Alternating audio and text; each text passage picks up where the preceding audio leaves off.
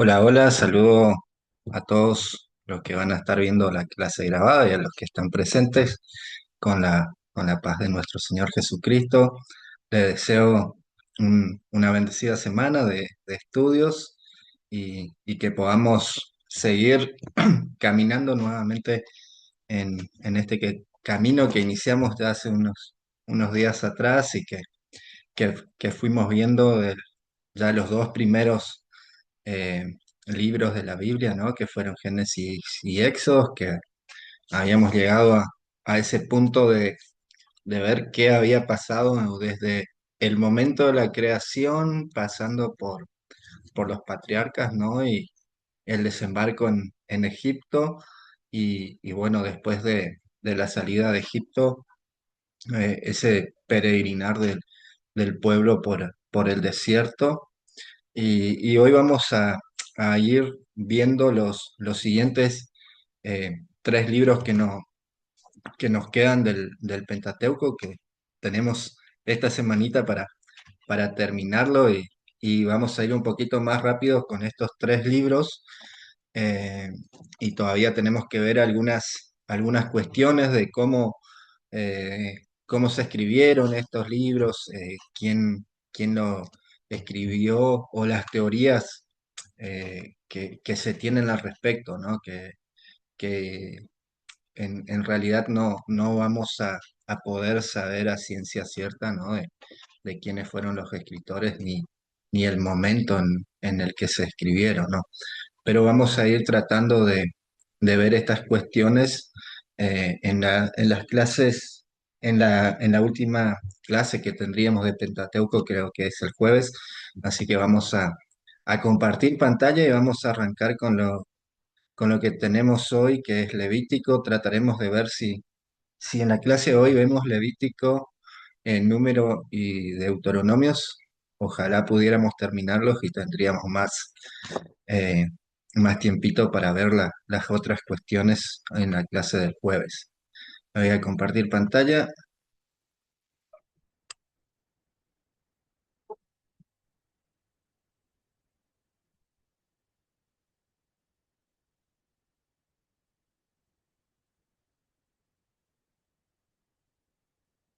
Bueno, este, este libro de Levíticos eh, nos va a llevar a este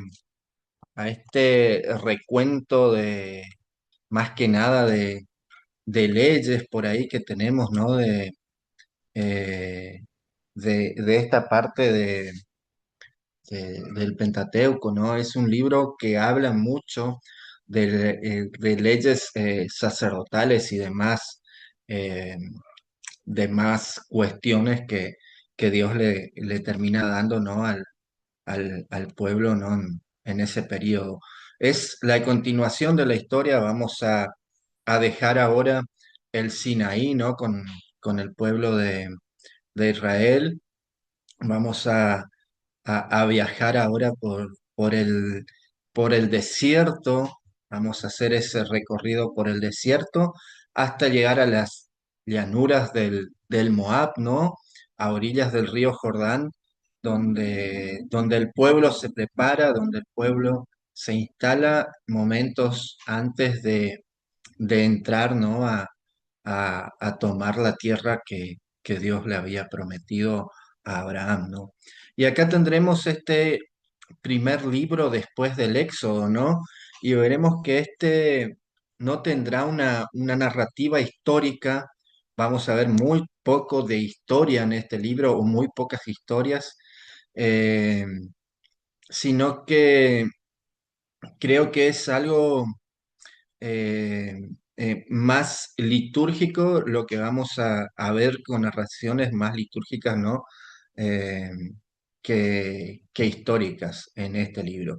Es decir, que es como una pausa en ese relato de la salida de Egipto, ¿no? Y el viaje por el desierto en el libro de Números. Vamos a tener esa pausa entre Éxodo y Números en este libro de Levítico, ¿no? Este libro tendrá varios significados. El primero de ellos es que es un libro que está en la parte central de la Torá y esto no es por casualidad, ¿no?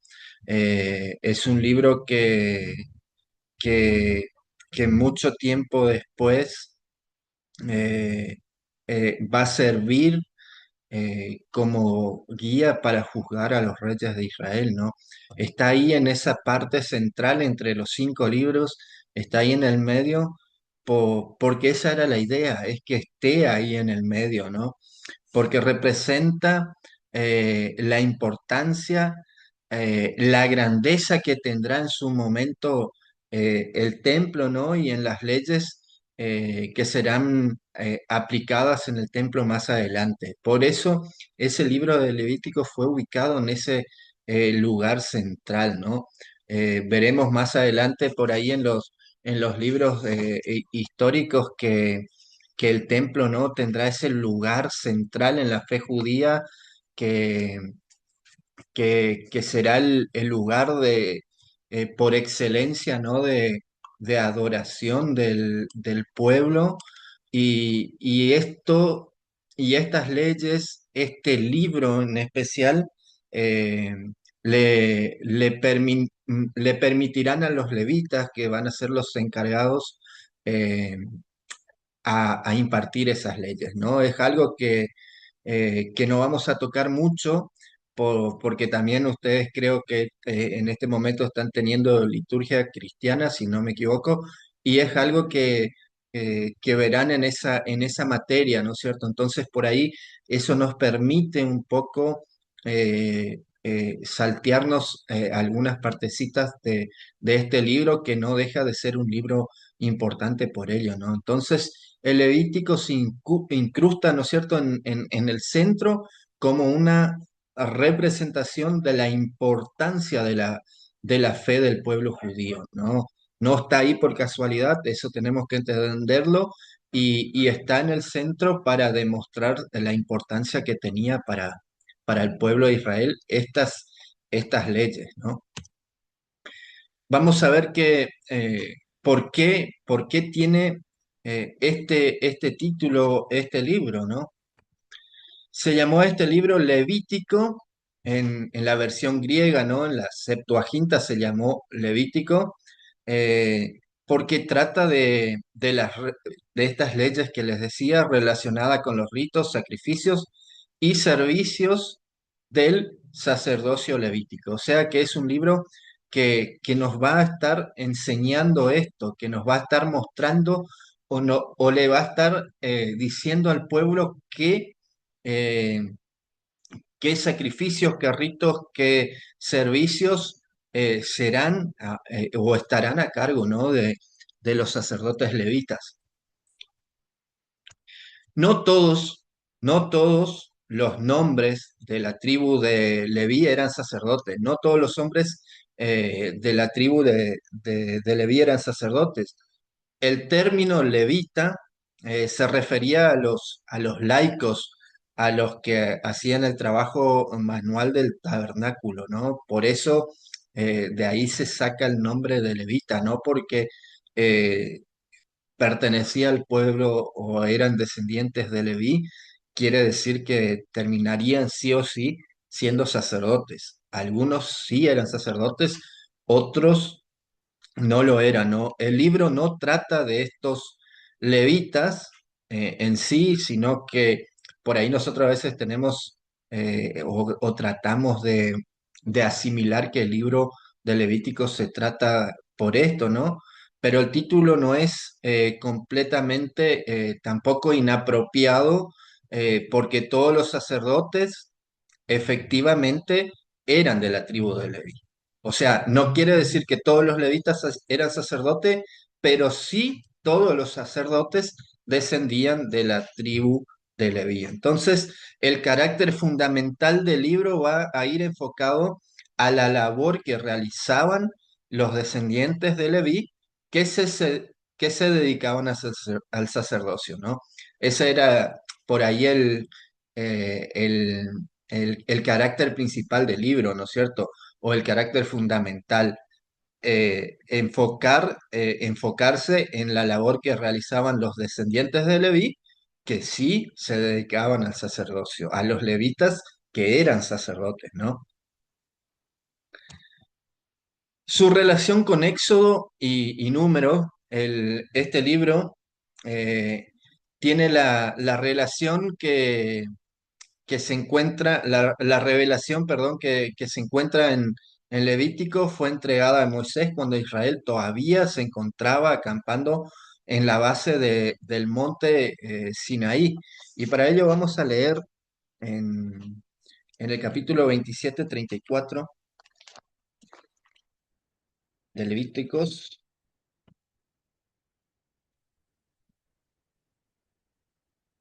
para entender un poquito esto.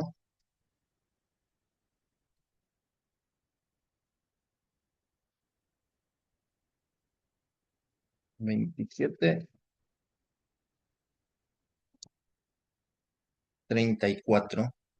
que dice, estos son los mandamientos que el Señor dio a Moisés en el monte de Sinaí para los hijos de Israel.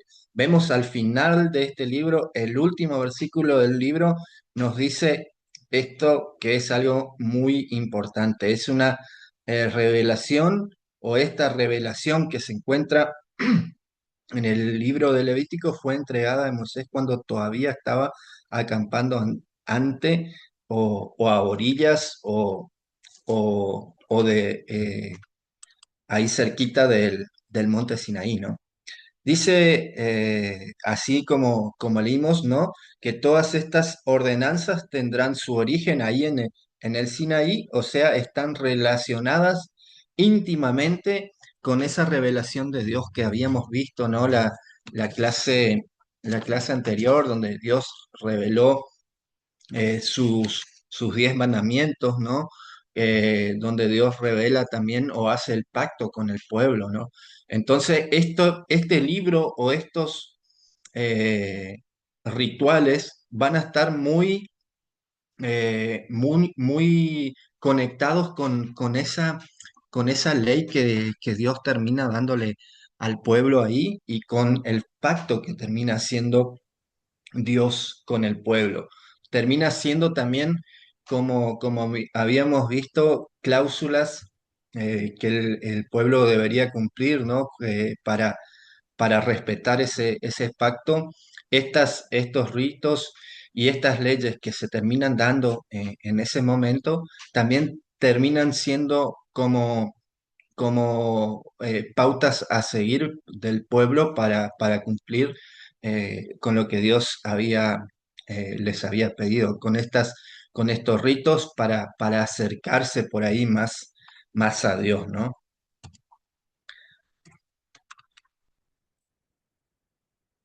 Sigue, sigue el hilo de la última parte del Éxodo, la cual describe el tabernáculo. Luego, Números continúa con lo que contiene Levítico. En Números se explicarán varias acciones solamente a la luz de lo que contiene las leyes levíticas. Vamos a entender por ahí muchas de las acciones que van a pasar en Números solamente si entendemos el porqué de las leyes levíticas, ¿no? Así los tres libros forman un conjunto y están estrechamente relacionados entre sí. Éxodo termina siendo el momento que se llega a, a la entrega de la ley, ¿no? Sagrada de Dios al pueblo, del pacto, y Levítico viene a ser ese momento donde, se le da la parte legislativa al pueblo, las leyes que se van a impartir o en base a cuáles se va a impartir justicia en el pueblo, y Números por ahí va a ser un recuento de cosas que nos van a hacer entender lo que pasa en Levítico, ¿no? Sin embargo, Levítico difiere de los otros dos y vamos a ver que cuando empecemos a leer Levítico o van a ver cuando empiecen a leer el Levítico, que difiere de Número y de Éxodo, en que es casi totalmente un libro legislativo. Narra solamente eventos históricos. Y si nosotros terminamos sacando esos tres eventos históricos que narra Levítico, ¿no? Eh, Termina siendo un libro totalmente legislativo, un libro plagado de leyes y de ningún acontecimiento histórico. Si sacamos esas tres historias que son la investidura de los sacerdotes, que nos habla el capítulo 8 y 9 de Levítico, donde se realiza la investidura de Aarón y sus hijos como sacerdotes, ¿no? Como los encargados del tabernáculo y de impartir por ahí estas legislaciones o estos ritos y llevarlos adelante, ¿no? Pero van a ver que estas tres historias, incluso esta, que es la investidura de los sacerdotes, que tiene que ver mucho con lo que habla todo el Levítico, ¿no? Es una historia relacionada a esta parte legislativa o esta parte de las leyes, porque terminan siendo eh, estas personas que se encargan, ¿no? de impartir o de realizar, ¿no? los ritos que nos están enumerando, ¿no? Levítico. La segunda historia que aparece es el pecado y el castigo de Nadab y Abiú, que son los hijos de Aarón, que es una historia que vemos en el capítulo 10, que es una historia bastante impactante de ver también, y es una historia con un tinte muy eh, como les decía, ¿no? Que tenemos que leer estos libros desde la parte muy teológica. Esta historia tiene un tinte muy teológico también, que tenemos que entenderla, porque estos dos hijos de Aarón, ¿no? Mueren quemados por fuego que les manda como castigo Dios. Y si nosotros vemos o vemos la historia superficialmente, nos lleva a eso que les decía siempre de ver a ese Dios malvado que no tiene compasión de nadie en el Antiguo Testamento y que termina matando a cualquiera que mínimamente no cumple lo que él quiere, ¿no? Entonces, este castigo a Nadab y a Abiú por ofrecer fuego extraño, fuego que no era del altar, llevarlo ahí, ¿no? Termina siendo, si lo leemos o fuera de perspectiva, ¿no? O fuera de entender qué es lo que quería decir el escritor, vamos a tener esa idea, ¿no? Y la tercera historia que vemos ahí es el castigo de un blasfemo que vamos a ver en el capítulo 24 del 10 al 14 y por ahí quiero que leamos esta historia en el capítulo 24. Es también una historia muy interesante de verlo, que es una hijo de una israelita con un egipcio, ¿no? Que blasfema el nombre de Dios y termina siendo apedreado por el pueblo, ¿no? Y en el capítulo 24 el verso 10 dice, por esos días un hombre que era hijo de una israelita y de un egipcio, que vivía entre los hijos de Israel, salió del campamento y se peleó con un israelita. La israelita madre de este hombre se llamaba Lemo- Selomit y era hija de un danita llamado Dibri. Y sucedió que ese hombre blasfemó contra el nombre del Señor y lanzó una maldición, así que lo llevaron ante Moisés y lo pusieron en la cárcel hasta tener una palabra del Señor al respecto. El Señor habló con Moisés y le dijo, saca del campamento a ese blasfemo para que todos los que oyeron maldecir pongan las manos sobre su cabeza y toda la congregación lo apedree.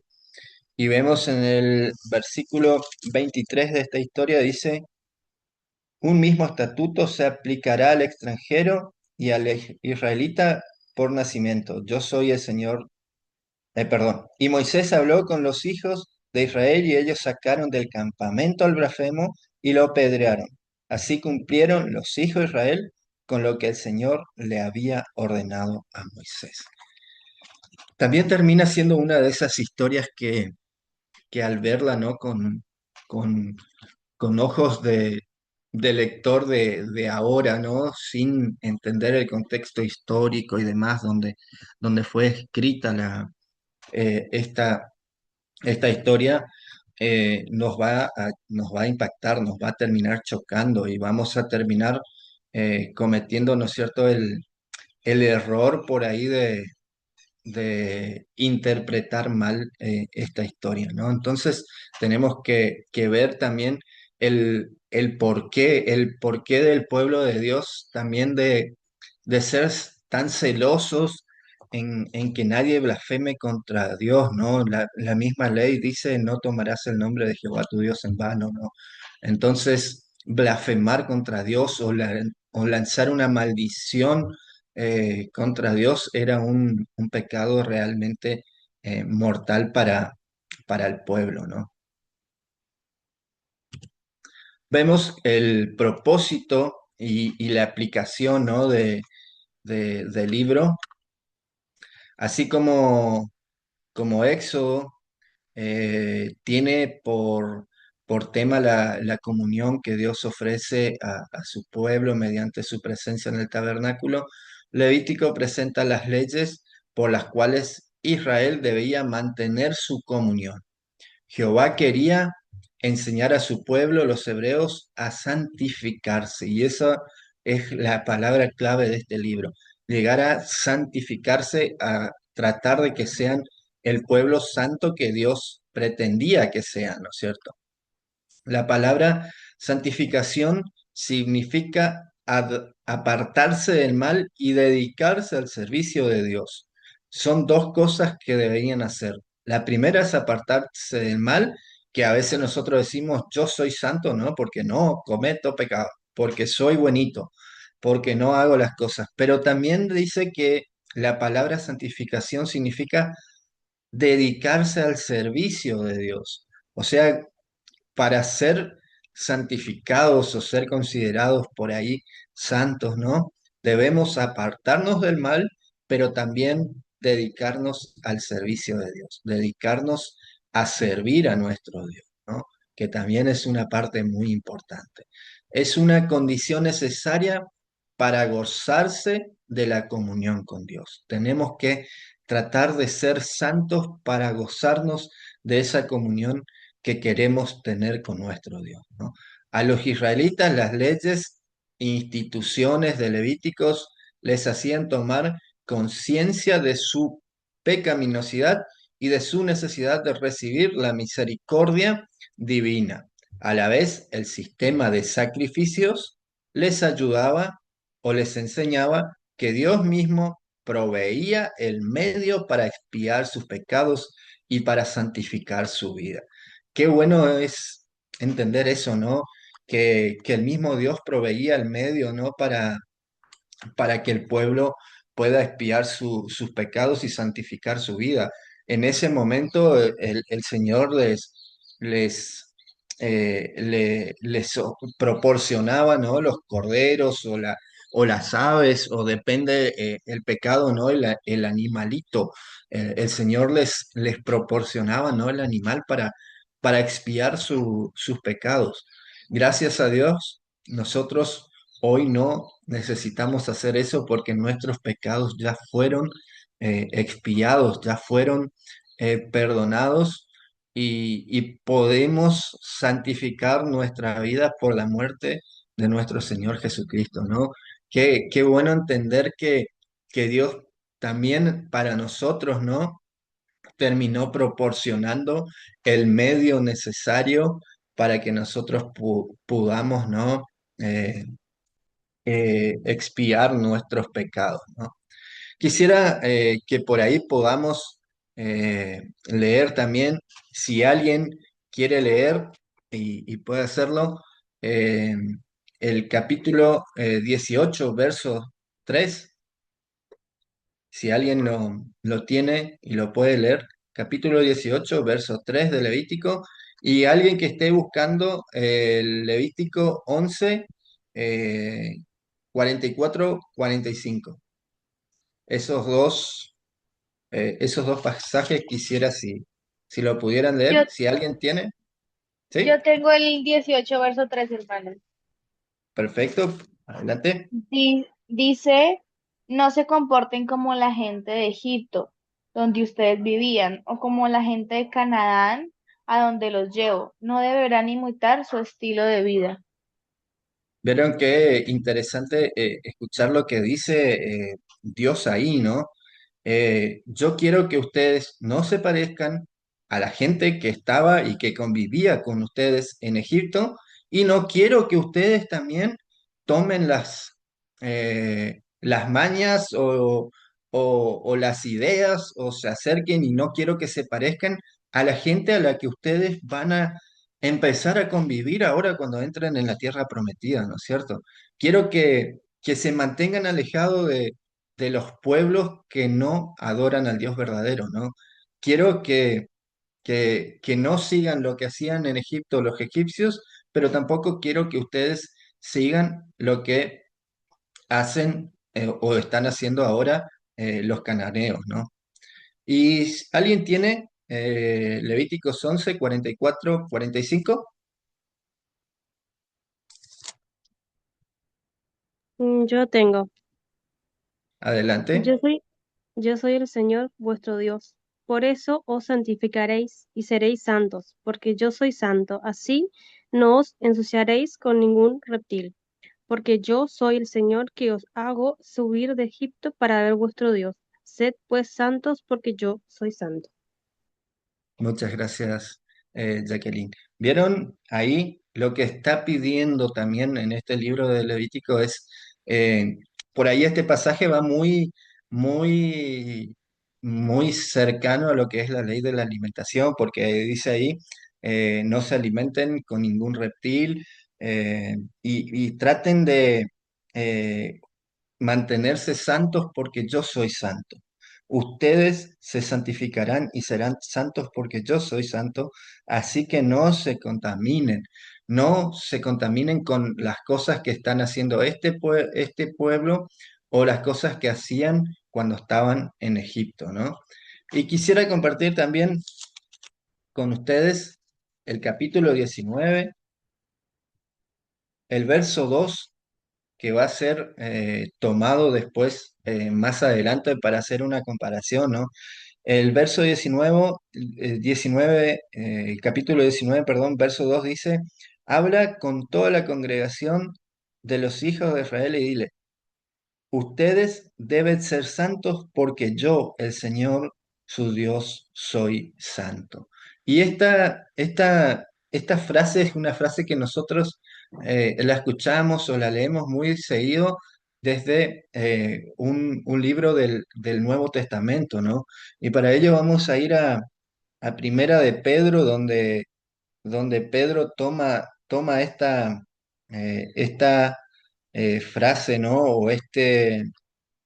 Estos versos de, de Levítico, ¿no? En Primera de Pedro, capítulo 1, el verso 16 dice, porque perdón, Primera de Pedro, capítulo 1, el 16 dice, escrito está, sean santos porque yo soy santo. Hace énfasis el apóstol Pedro, ¿no? En su carta, en esta frase del libro, ¿no? Eh, de este libro de Levítico, para para hacer referencia o hacer hincapié de la necesidad que tiene el ser humano o el Hijo de Dios o el creyente en tratar de buscar la santidad, ¿no? El significado y el valor del libro, ¿no? Eso es una parte eh, muy linda, ¿no? Del libro. Por qué es importante este libro y el valor que tiene? En primer lugar, nos proporciona un antecedente que se hace comprensible otros libros de la Biblia. Nos proporciona eh, esa esos tips, por así decirlo, para entender otros libros más que vamos a ir viendo más adelante y que ustedes, muchos libros que van a ver en la parte de los profetas, ¿no? Eh, van a entender mucho de los oráculos proféticos en base al libro del Levítico, ¿no? Si desconocemos estos ritos que tienen que ver con el templo, que más adelante van a tener mucho valor con el templo o van a estar muy arraigados con esa cultura del templo, ¿no?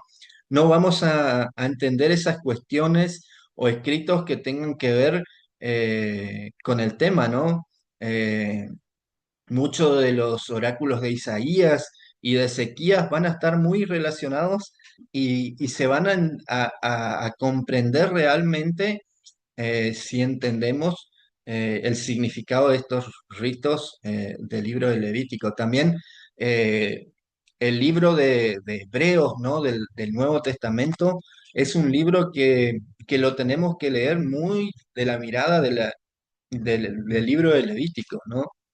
Es un libro que se basa mucho en esto de Levítico, ¿no? En segunda instancia, el Levítico presenta principios elevados de la religión, aunque muchas de sus reglas y ceremonias para nosotros no tienen ningún significado hoy en día, ¿no? Ya no están vigentes para nuestra época como creyente, ¿no? Todavía encierran principios permanentes, principios que siguen estando, ¿no? Se debe descartar la cáscara por ahí del libro, ¿no? La forma antigua de las leyes y guardar, ¿no? El grano, ¿no? El principio moral o espiritual que nos está relatando, ¿no? El autor del Levítico. Hay muchas de las normas que ya no vamos a seguir, que nunca vamos a volver a utilizar, ¿no? Pero sí hay cosas que nos pueden servir, ¿no? Para santificarnos, como dice el libro, para volvernos mejores personas, ¿no? Ya hay cosas como eh, la expiación de los pecados no lo vamos a hacer por medio de sacrificios y demás cuestiones. Incluso no vamos a terminar matando a una persona porque salió a recoger leña el día sábado, ¿no? Hay cuestiones que, que no nos vamos a regir por ahí por estas leyes, pero son en síntesis, leyes que nos van a servir para llegar a ser eh, más perfectos o a tratar de ser más santos a la vista de nuestro Señor, ¿no? Y el tercer punto, finalmente, este libro tenía el propósito de preparar la mente humana para las grandes verdades del Nuevo Testamento. Hay muchas cosas de lo que pasarán o lo que dice este libro que nos terminarán, ¿no? Sirviendo para entender, ¿no? Lo que va a pasar después en el Nuevo Testamento.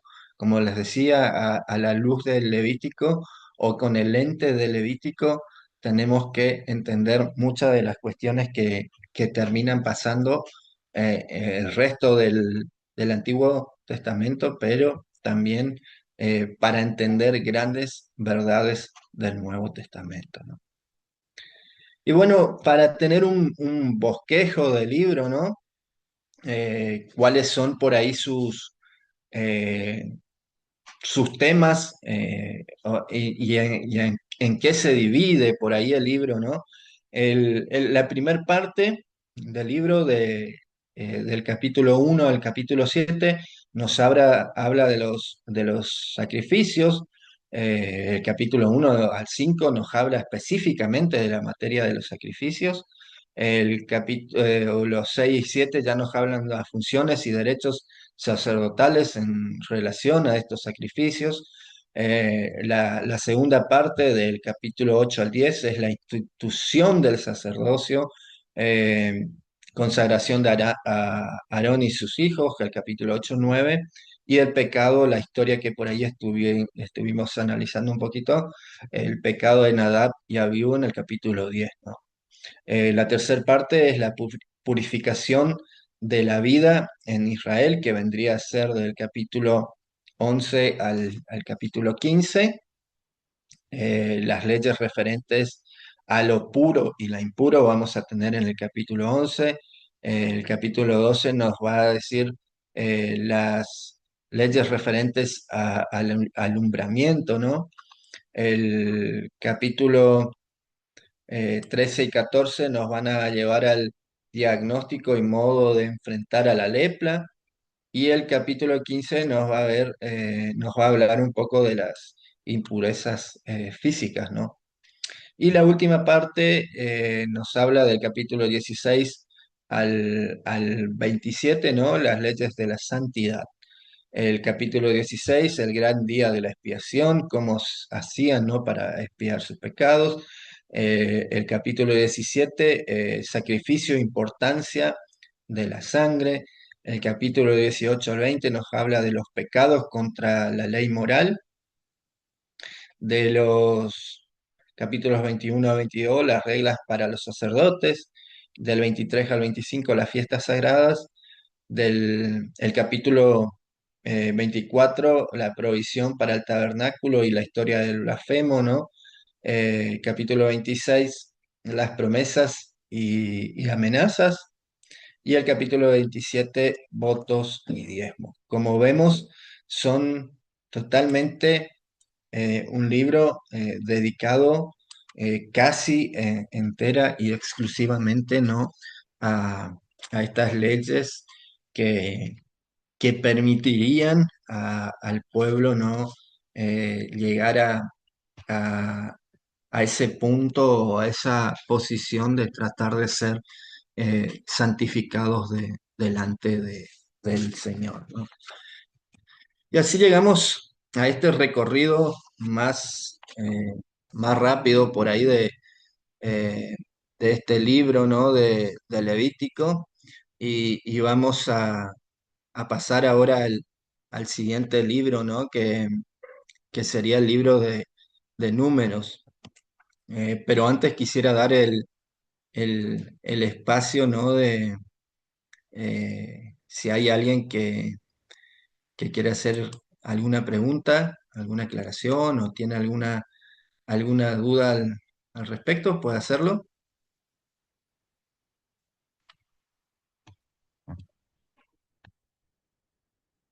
Por ahí, como les dije, es un libro que, que quizás no nos llame tanto la atención como los otros, donde vemos más historias de Dios revelándose, en Éxodo de Dios hablando con el pueblo, de esa aparición de Dios y explosiones y relámpagos, que son historias que por ahí nos atrapan un montón, ¿no es cierto? Entonces veremos en Levítico cuando empezamos a ver estas leyes que incluso para nosotros en su mayoría son obsoletas, ¿no? Y que no nos van a servir de mucho, terminamos por ahí sacando o perdemos la interés en este libro de Levítico. Pero lo que más debemos rescatar del libro de Levítico es que si no entendemos algunas cuestiones de cómo el pueblo de Israel celebraba sus sacrificios, sus cultos y demás, no vamos a entender algunos libros que vamos a leer posterior a lo que es el Levítico, ¿no? Si hay alguna pregunta, alguna aclaración, o si no, saltamos a números. Voy a compartir pantalla.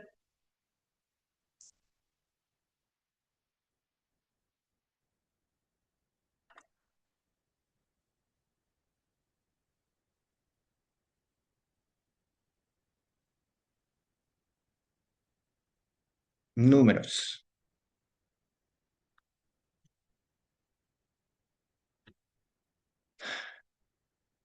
vamos a ver el título y el contenido, ¿no? de este libro.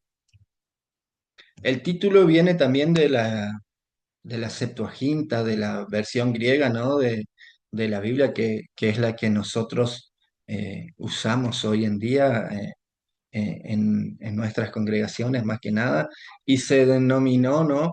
Números porque se registran dos censos en este libro. Quizás es eh, lo mínimo que vamos a ver, ¿no? de contenido del libro, pero sí se diferencia quizás de los otros libros que vimos hasta ahora por esta razón específica, ¿no? Que existen estos dos censos. El, el primero está al principio del libro y después hay un segundo, ¿no? En el capítulo 26 de Números. Estos dos censos que trataban de numerar, ¿no? De saber cuántas personas había en el pueblo de Israel, ¿no? En esa nación en ese momento. Sin embargo, uno de los títulos hebreos que significa Bet Migdash, en el significado de este nombre, ¿no? En hebreo es en el desierto, que vendría a ser por ahí un poco, o reflejaría un poco mejor el carácter del libro, ya que este libro relata esa porción de la historia del pueblo de Israel en ese momento de las peregrinaciones, desde el Sinaí hasta la llegada a la ribera izquierda del río Jordán, ¿no es cierto? A la llegada a la llanura del Moab. Entonces, este libro o este nombre del libro de la Biblia hebrea, que significaría en el desierto, sería un poco más acorde al contenido del libro. Nosotros nos guiamos y tenemos el libro de Números por esta razón de los dos censos que toma la Septuaginta, ¿no? Pero en realidad sería más acorde a su desarrollo o a su contenido el nombre de la Biblia hebrea, ¿no? Nos van a relatar, ¿no es cierto?, en este periodo del peregrinar del pueblo por el desierto después de que Dios los castigara, ¿no? Que Dios castigue al pueblo por haber roto la alianza y desobedecidos cuando construyeron el becerro de oro, cuando vimos esa historia, ¿no? En el Éxodo, donde Moisés baja de la montaña y se encuentra con el pueblo adorando al becerro de oro y rompiendo ese pacto que habían hecho con Dios, rompiendo por primera vez ese pacto, ¿no? Entonces, el castigo era que tendrían que peregrinar, ¿no? Esos 40 años por el desierto hasta que toda esa generación de personas que termina desobedeciendo, termina muriendo en el desierto, ¿no? Así que este nombre sería más acorde al nombre que usamos nosotros, ¿no? Abarca un lapso de casi 39 años, como le dije, 40 años, y forma un eslabón histórico entre los libros de Éxodo y Josué. Vamos a ver que después de Deuteronomios es como dice su nombre en una segunda ley, ¿no? El nexo principal entre Éxodo y después el libro de José, que nos termina llevando a la tierra prometida, es este libro, ¿no? Este libro de números que nos cuenta esa historia desde la salida del Sinaí, el vagar por el desierto, ¿no? Donde vamos a ver historias también que nos van a terminar atrapando mucho y que son historias que por ahí muchos conocemos, ¿no? Va a ser entonces la conexión histórica, por así decirlo, desde el Éxodo hasta después el inicio del libro de Josué y el entrar, ¿no? a la conquista de la tierra prometida. El carácter del libro. Números es una mezcla de tres especies.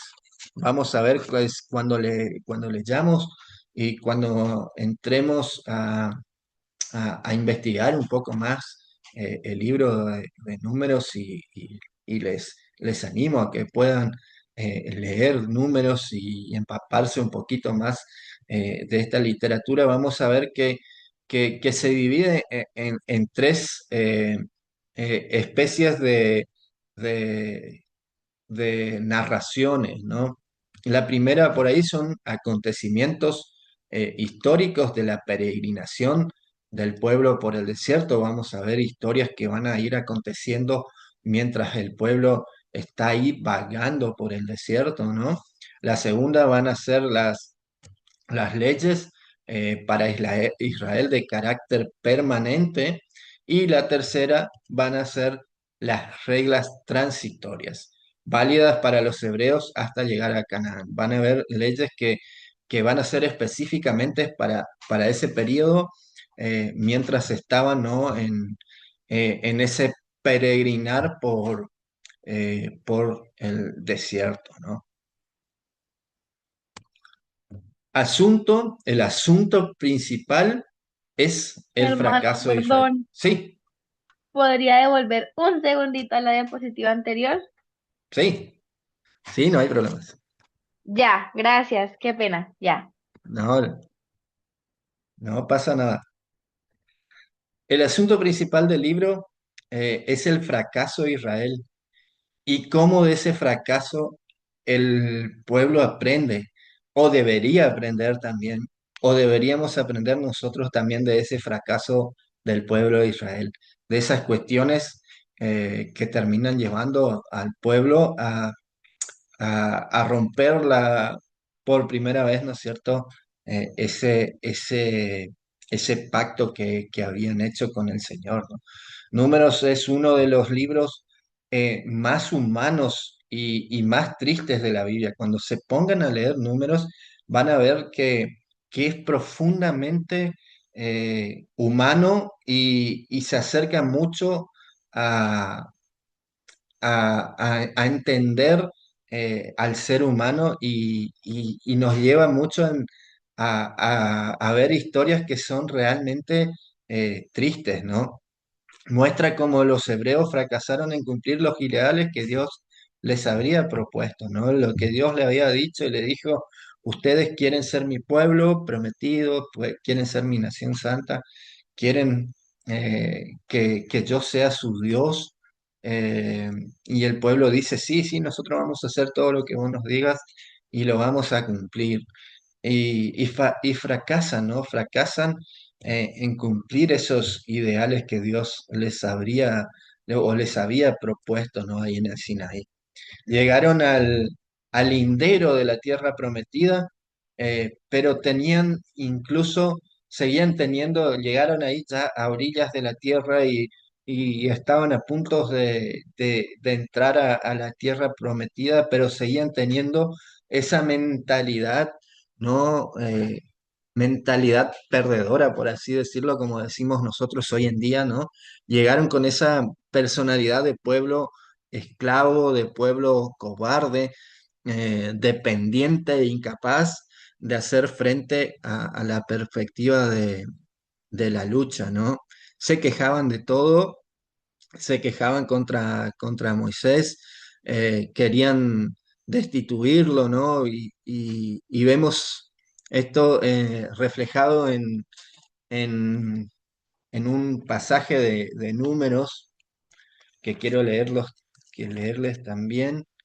Números, el capítulo 14, si quieren buscarlo. Números 14, verso 2 al 5, nos va a decir así. Todos los hijos de Israel se quejaron contra Moisés y Aarón y toda la multitud le dijo, ¿cómo quisiéramos haber muerto en Egipto a, a morir en este desierto? ¿Para qué nos ha traído el Señor a esta tierra? Para morir a filo de espada y para que nuestras mujeres y nuestros niños sean tomados prisioneros. ¿Acaso no sería mejor morir en Egipto o que regresáramos incluso a Egipto. Y unos a otros decían, designen un capitán y volveremos a Egipto. Entonces Moisés y Aarón se postraron sobre sus rostros delante de toda la congregación de Israel. Vemos acá donde que el pueblo quería volver a Egipto y le decía a Moisés, pero nos trajiste acá y acá en esta tierra que Dios nos prometió, que Dios prometió a nuestros padres. Hay gente o hay pueblos que son pueblos luchadores, ¿no? Hay pueblos que nos van a terminar matando a filo de espada, como dice la palabra, mejor volvamos a Egipto. Y como vimos o habíamos visto en la clase anterior, ¿no? Ya, las quejas constantes del pueblo, ¿no? Entonces, eh, perdieron la poca fe que creo que ya venían teniendo, ¿no? Perdieron la poca fe que habían tenido y quisieron volver a Egipto, ¿no? Eh, Desde allí comenzaron sus peregrinaciones que duraron 38 años, 39 años. Sin embargo, Números no solo relata detalladamente la historia del primer año y la del último, pues en los años intermedios de apostasía no aconteció nada de valor religioso permanente. Vamos a ver que en este relato, ¿no? Solo se cuenta el primero y el último año de peregrinación de los 38, 39 años que vagaron por el desierto, solo hay historias del primero y del último año. En el medio, supuestamente, o no hubieron historias importantes a ser contadas o se perdieron, ¿no? Pero la idea por ahí que más, que más fuerza tiene es que no hubo algo tan importante que haya sucedido eh, o algo importante de valor religioso que haya sucedido en ese periodo, ¿no? Es un libro muy triste de ver cómo terminan en esta situación, cómo el pueblo termina cayendo o termina metiéndose solo en esta situación por su falta de fe, su falta de confianza en Dios, ¿no? Entonces, ver esta manera en la que el pueblo termina metiéndose en este lío de vagar por el desierto, ¿no?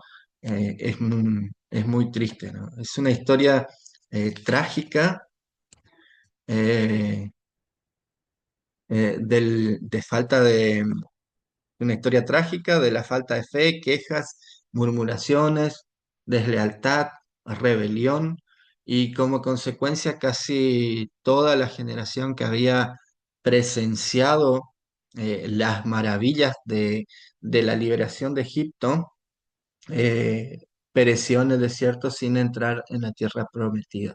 Y vamos a ver que solamente tres hombres, entre ellos Moisés, Josué y Caleb, sobreviven hasta el fin del relato del libro.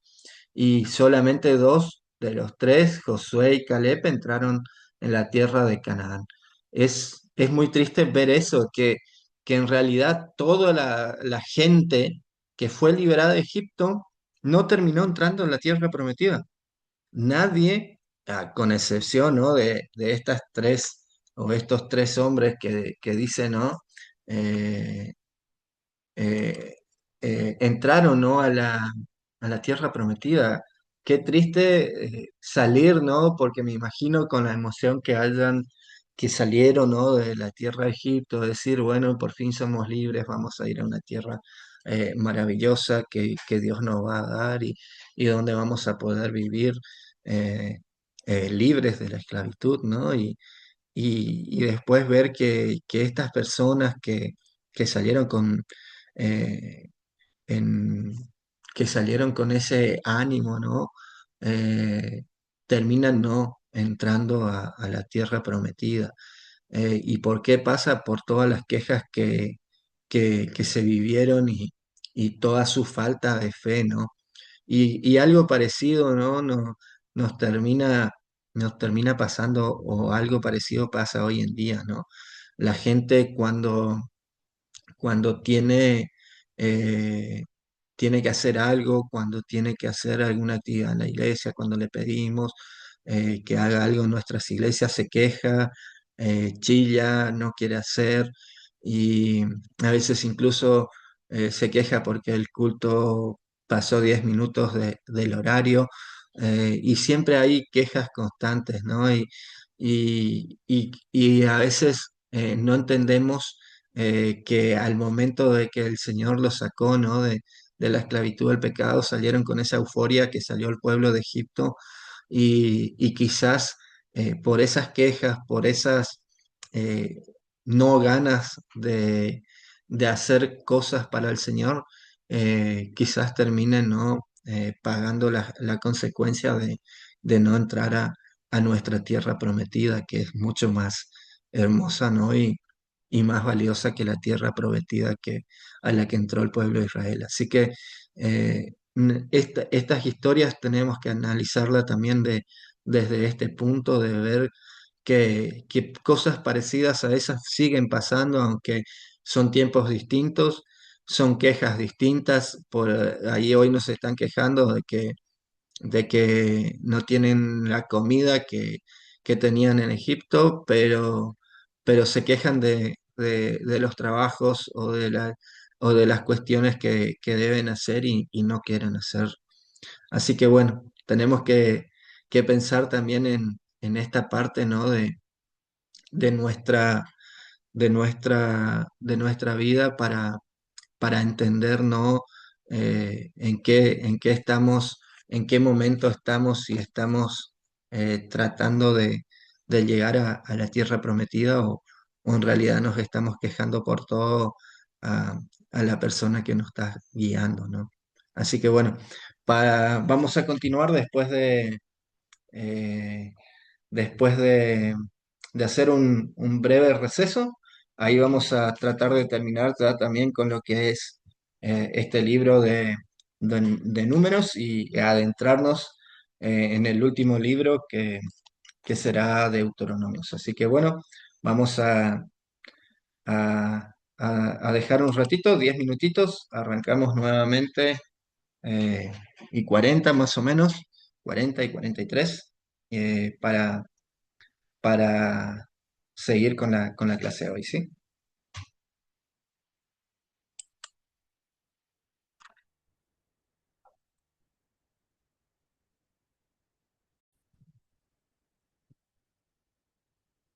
Bueno, nos habíamos quedado en este fracaso, ¿no? El asunto del fracaso del pueblo de Israel en su relación o en su eh, forma de seguir al Señor, ¿no?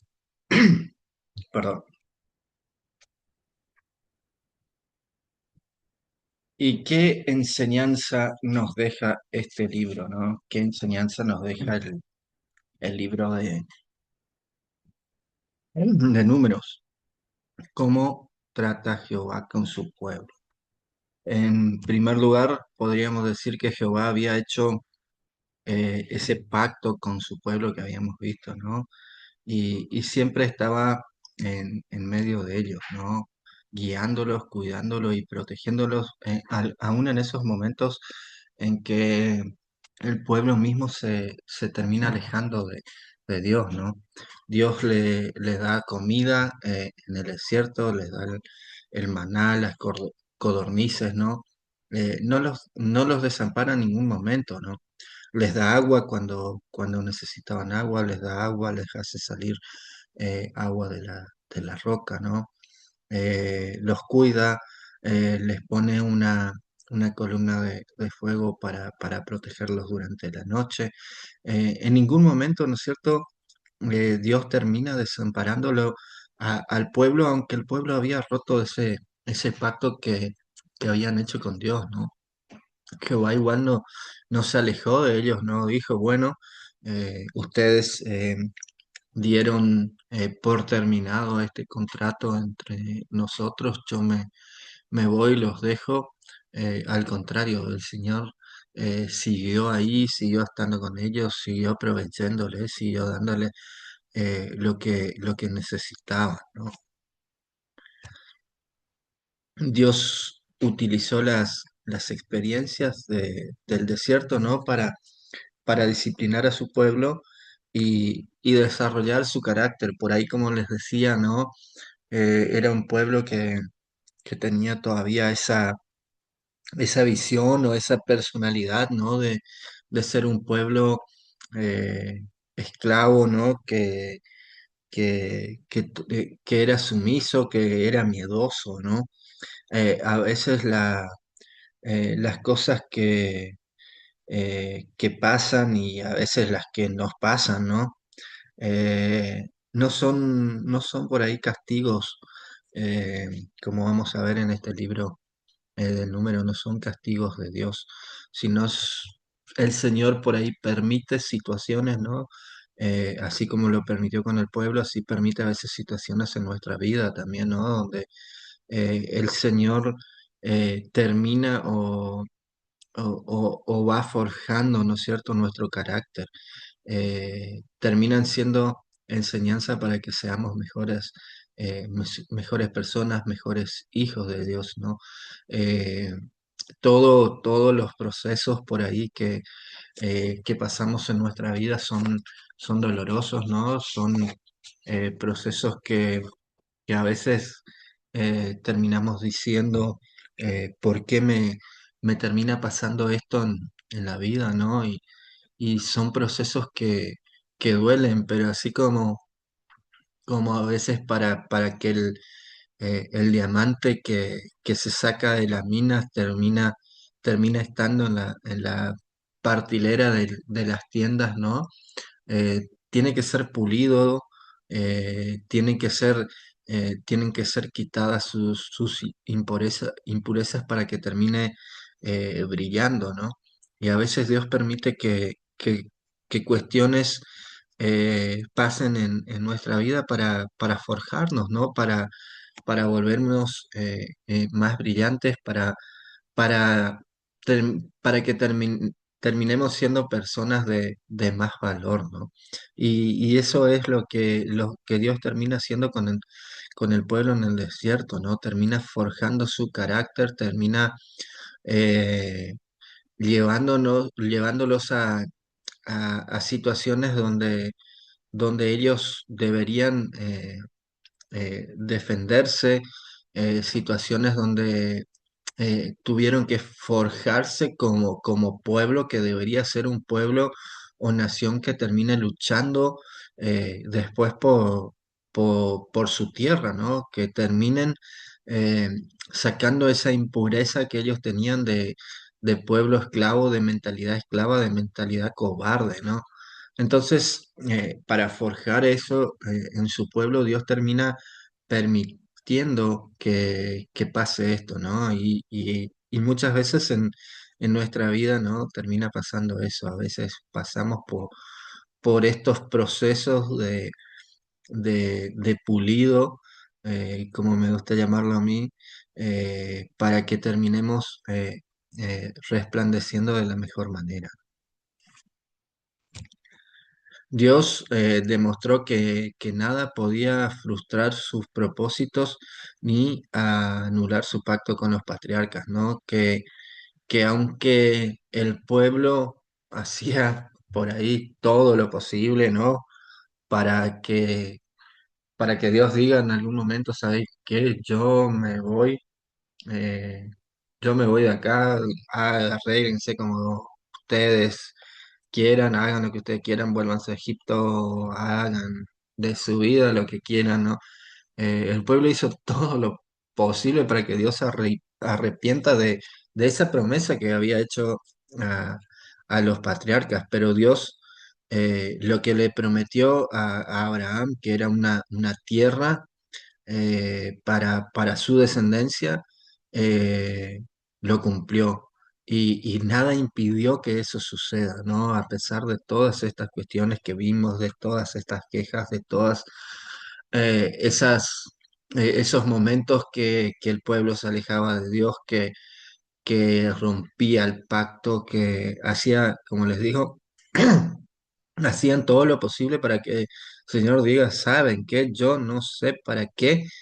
En algún momento de la historia les dije le hice esa promesa, ¿no? A, a Abraham y sí, estoy realmente arrepentido. Pero Dios nunca lo hizo, nunca se arrepintió y siguió estando con el pueblo, siguió ayudándolos y al final no termina cumpliendo la promesa, ¿no? Para el creyente, el libro de Números tiene un gran significado, ¿no? Al igual que los israelitas, el creyente ha salido de Egipto, la tierra de servidumbre y de opresión, ha renacido por el sacrificio del Cordero y se adelanta al cumplimiento de las promesas de Dios. Y eso es lo que tenemos que entender. Eh, si nos ponemos a nosotros en este plan de compararnos al pueblo de Israel, ¿no? Al igual que los israelitas, nosotros salimos de nuestro Egipto, de nuestra servidumbre, de nuestra opresión, de nuestra esclavitud en el pecado, ¿no? Y hemos renacido por ese sacrificio que hizo el Cordero y nos permitió salir de esa opresión como el corderito que murió en Egipto y su sangre fue pintada en los marcos de las puertas, ¿no? Y, y vamos caminando, ¿no? Hoy en día vamos caminando quizás por nuestros desiertos para forjarnos, para madurar, para ser mejores personas, para ser guerreros más fuertes del Señor, para poder así, ¿no es cierto?, Eh, entrar en esa tierra que Dios nos prometió a nosotros también.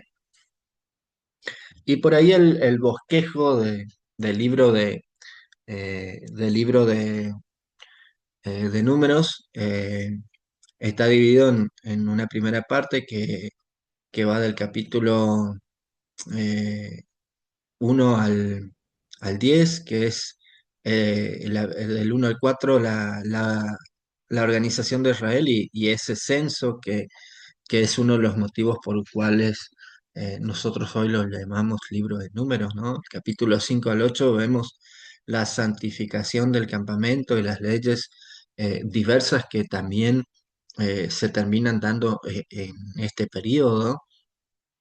Del capítulo 9 hasta el capítulo 10 verso 10 nos relata la Pascua y las trompetas, ¿no? La segunda parte del viaje de Sinaí a Cades Barnea, que es del capítulo 10 del verso 11 al 12:16, que la primera parte del 10:11-36 es la partida de Israel. El, el capítulo 11 nos narra el descontento del pueblo y el desaliento de Moisés, cuando Moisés también termina cansándose un poco. Por eso le decía que es importante que Dios no se parezca a nosotros, porque si no se hubiera cansado realmente eh, del pueblo, ¿no? En el capítulo 12 vamos a ver las críticas de María y Aarón, esta historia, ¿no? La tercera parte, el fracaso de Cades Barnea por la incredulidad. En el capítulo 13, los espías exploran la tierra y es una historia que a mí personalmente me parece muy interesante y siempre me gustó mucho desde chico, ¿no?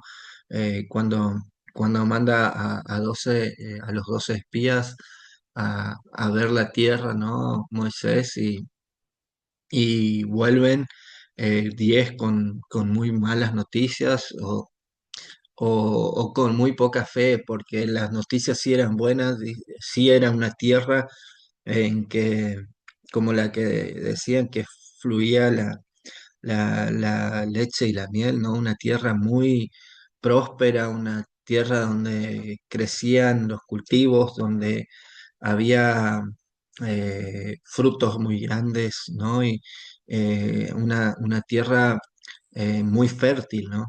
Y vuelven eh, estos 12 y solo dos de ellos dicen, sí, es una tierra muy linda y la verdad que nosotros con la ayuda de Dios podemos conquistarlas. Y los otros 10 dicen, no, ¿sabe qué? No, nosotros no podemos conquistar esa tierra. Y hay ejércitos muy grandes, pueblos muy grandes que pelean, que toda su vida fueron luchadores y que vamos a ser nosotros simples esclavos contra esos pueblos guerreros, ¿no?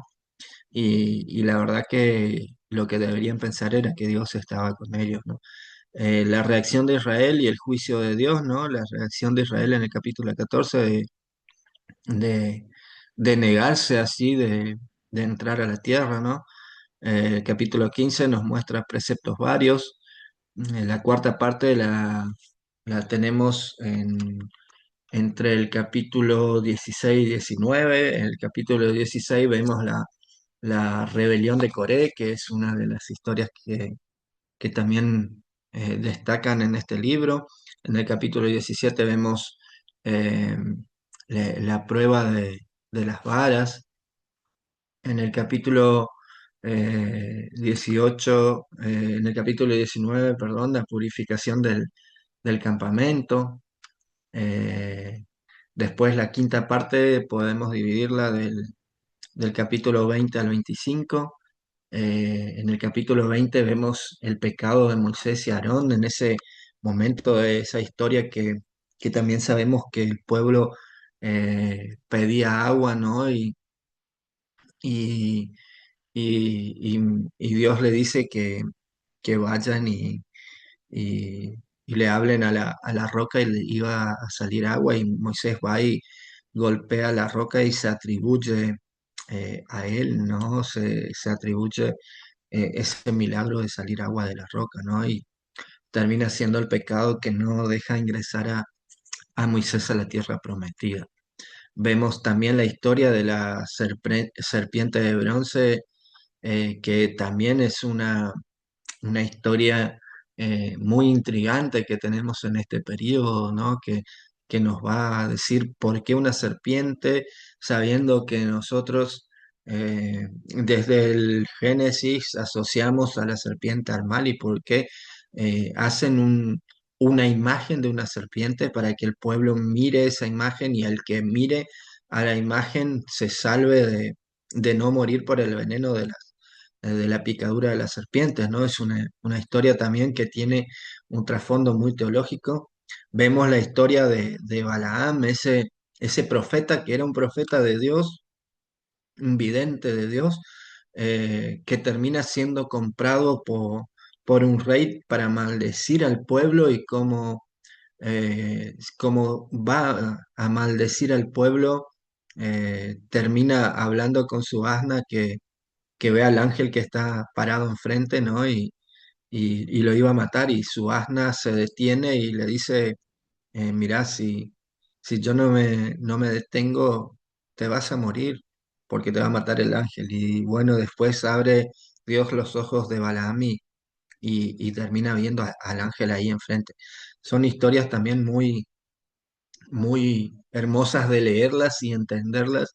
Esta historia de Balaam particularmente es una historia que termina demostrando que a veces personas que trabajan para Dios o que son eh, eh, personas que están cerca de Dios terminan cayendo en las atracciones del dinero, por así decirlo, ¿no? Porque Balaán termina cayendo, sucumbiendo bajo esa promesa de tener riquezas y fama, ¿no?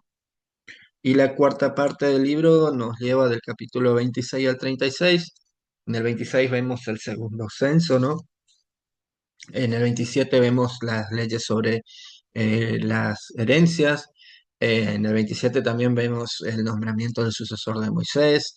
En el 28 vemos las ofrendas en las fiestas, en el capítulo 30 ya vemos la ley de los votos, en el 31 guerra santa contra Madián, que también es un preparativo, ¿no? Del pueblo como pueblo de lucha, ¿no?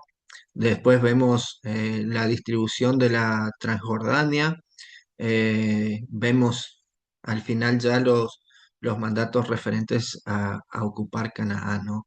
Entonces vamos llegando también al final de este libro, que por ahí es un libro que en comparación por ahí al libro de Levíticos es un libro un poco a nuestros ojos, ¿no? Es un poco más atrapante por el tema de que hay varias historias que nos llevan a eso de decir, pero ¿por qué y para qué y cómo terminan pasando y no tantas leyes que nosotros terminamos hoy por hoy no dándoles importancia, ¿no?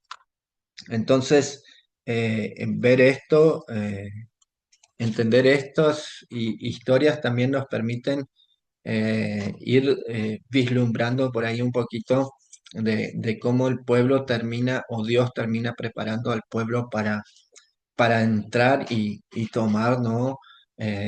La tierra que les había prometido allá ya en la época de Abraham.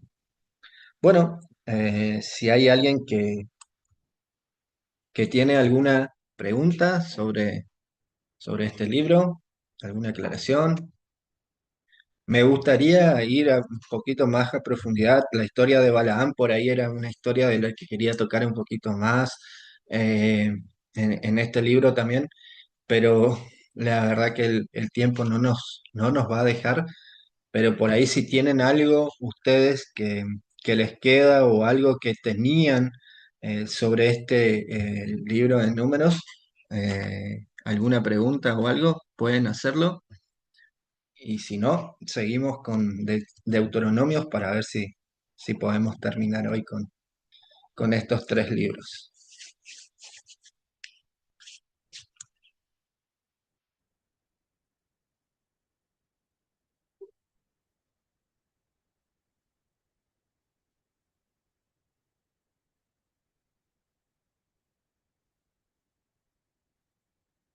Bueno, seguimos con Deuteronomios, que va a ser nuestro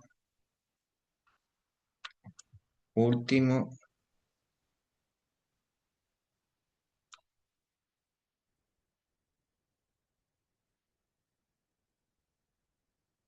Un segundito.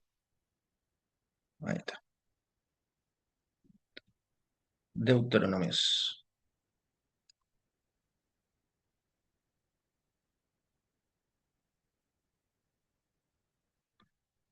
Deuteronomio, el último libro del Pentateuco que vamos a estar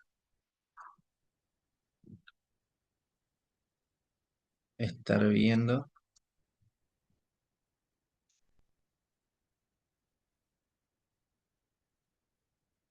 Título y fondo histórico.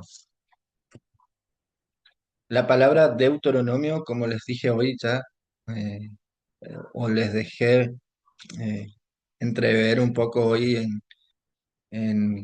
cuando estábamos hablando en números, proviene de la versión griega también y significa segunda ley o repetición de la ley. Sí, ¿sabe? Hermano, perdón, es que no se ve la pantalla, se A ve ver, todo negro. Dice que está compartiendo, pero no se ve nada.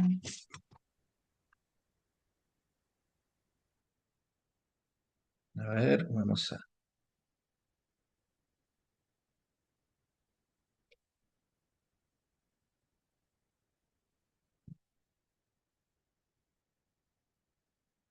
¿Ahora? ¿Tampoco? Sí, sí, ¿Ahora sí, sí? ahora sí. Sí. Dale. Bueno, como les decía, la palabra Deuteronomio viene también de la Septuaginta, de la versión griega de la Biblia, que es la que nosotros usamos, ¿no? Y significa segunda ley o repetición de la ley. El libro consiste mayormente en los discursos de Moisés. Vamos a ver mucho de estos discursos que Moisés le decía al pueblo, ¿no? eh, Antes de llegar a la tierra o en el momento que el pueblo llegó a la llanura fértil del Moab, ¿no? Israel estaba a punto de cruzar el río Jordán y comenzar la conquista de Canaán y Moisés estaba por acabar su carrera, ¿no? Ya en los últimos días de Moisés como líder por ahí del pueblo, ocurren estos discursos donde Moisés ya quería preparar al pueblo, ¿no? Ya que los que salieron de Egipto, como les dije, habían muerto en el desierto por ese castigo que, que termina eh, dándoles Dios, ¿no? Por su falta de fe. Eh, y la generación que estaba por entrar a Canaán no sabía de las maravillas que Dios había hecho, no sabía del milagro o de las 10 plagas que habían pasado en Egipto, no sabía que habían pasado por tierra seca, por el mar Rojo, ¿no? No sabían de estos hechos. Se les tenía que recordar o recontar estas historias y por eso el Deuteronomio o por eso esto de segunda ley, ¿no? Porque ellos no vivieron la esclavitud, no vivieron nada de lo que habían pasado sus antepasados, ¿no? No vivieron ese viaje de la salida, el pasaje en Mar Rojo, como les dije, incluso no terminan viendo o muchos de ellos no terminan estando en el momento del pacto de Dios con el pueblo, ¿no? Esta situación, entonces, se daba o se quería transmitir para protegerlos por ahí, de como habíamos dicho leído ese pasaje en Levítico, ¿no? Que para protegerlos, ¿no? De la idolatría cananea, ¿no? Entonces, todos estos discursos que Moisés termina eh, impartiendo ahí antes de la entrada a la tierra prometida, terminan siendo unos discursos preparativos para el que el pueblo termine acordándose o termine enterándose de todo lo que Dios ya había hecho por ellos y, y de todo lo que podían enfrentar también en, en esos momentos en los que iban a entrar a la tierra, ¿no? El propósito, ¿no? Entonces era preparar al pueblo para la conquista, ¿no? Y, y hay cosas muy interesantes en este libro, ¿no? Dios había sido fiel y estaba presente en todos los momentos desde que lo sacó de la tierra de Egipto y todo su viaje, ¿no? Y quería darle la tierra prometida porque era la promesa que Dios había hecho en su momento a Abraham y a los patriarcas, ¿no? Y algo muy interesante es que en el Deuteronomio se ve 34 veces, vamos a ver la frase entrad y poseed la tierra. En muchos de los discursos y en muchos de los momentos en los que habla eh, Moisés, ¿no? Vamos a ver esa frase que dice entrad y poseed la tierra. 34 veces se lee eh, esta frase y también 35 veces se lee la frase Jehová tu Dios te ha entregado la tierra. O sea, que ya ellos podían estar seguros que la tierra era suya porque el Señor ya se las había entregado. Tendrían todavía por delante, ¿no? Cuestiones de luchas y demás, pero podrían estar seguros de que esas luchas iban a ser ganadas por ellos y que esa tierra iba a terminar siendo suya porque Dios ya se las había entregado. El segundo propósito del libro era presentar los preceptos de la ley en términos prácticos y espirituales para ser aplicados a la nueva vida en Canaán, ¿no es cierto? Eso quiere decir que Israel tenía que obedecer los mandamientos para proteger su espiritualidad ante los pueblos idolátricos. Práctico y sencillo, y en forma práctica y sencilla era eso. ¿Cómo hacer para proteger su parte espiritual ante los pueblos idolátricos? Y muchos de estos discursos de Moisés iban en ese sentido para enseñar al pueblo a protegerse, a autocuidarse, ¿no? De que de no caer en situaciones que vamos a ver más adelante terminan cayendo, ¿no? En esas partes de terminar siendo eh, llevados a la idolatría, ¿no? Como como tercer propósito, dar a Israel instrucciones y advertencias en cuanto a los detalles de la conquista, los requisitos de los futuros reyes, cómo distinguir entre verdaderos profetas y falsos profetas, que también era importante saber, ¿no? Cuando un profeta realmente era de Dios y cuando era un falso profeta y quería engañarlo, ¿no? Las bendiciones que trae la obediencia y las consecuencias de la desobediencia. La verdad que esas también eh, son muy importantes estas cuestiones, el famoso capítulo 28 de Deuteronomios, que, que ya está ahí, ya, ¿no? Al- en los últimos capítulos del libro y vemos que es un capítulo muy largo, ¿no? Que nos habla de las bendiciones de la obediencia, ¿no? En la primera parte, y después nos dice las consecuencias de la desobediencia del capítulo 15, del versículo 15, perdón, en adelante, ¿no? Y, y estas cuestiones son muy importantes para el pueblo antes de entrar, ¿no? A, a codearse, a mezclarse, a juntarse, ¿no? Con estos pueblos que eran totalmente idólatras. Eran instrucciones para no caer, ¿no? Para no caer en estas tentaciones o en estos, en estas eh,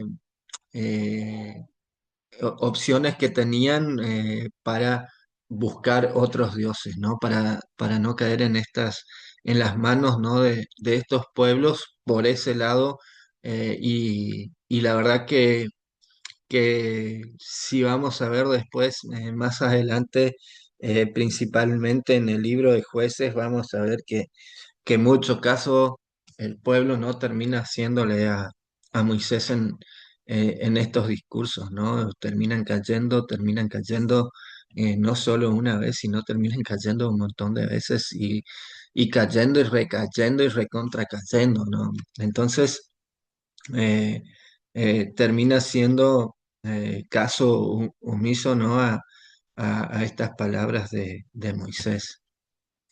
Y como cuarto punto, estimular la lealtad a Jehová y a su ley, ¿no? Y para ello quisiera compartir con ustedes en Deuteronomios también solo un versículo que nos dice en el capítulo 6 de Deuteronomios, el verso 5 nos dice y amarás al Señor tu Dios con todo tu corazón y con toda tu alma y con todas tus fuerzas.